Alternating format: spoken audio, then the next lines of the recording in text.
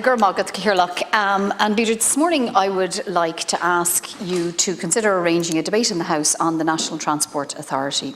The National Transport Authority is a body obviously set up by the state to manage all matters relating to transport. It has a huge role to play in public transport and transportation generally in the city, in urban areas, but right around the country is of huge importance.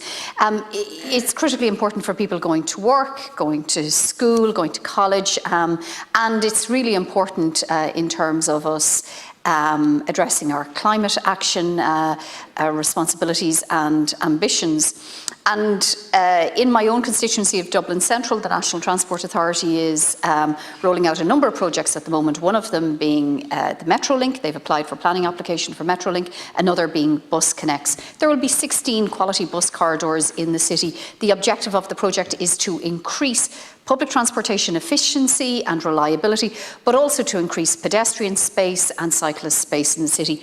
All really welcome, all objectives we all support. However, I have to say that myself and my colleague Deputy Paul McAuliffe held with Councillor Emer McCormick, Councillor Keith Connolly and Councillor Breach McOsker held a public information, just drop-in meeting at the weekend.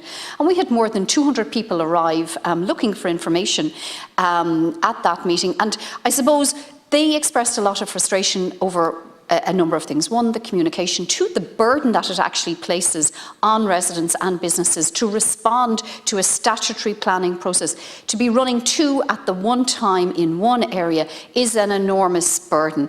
Financially, it will cost each resident €100 in a cost of living crisis. To make a submission like that in the run-up to Christmas is an enormous burden.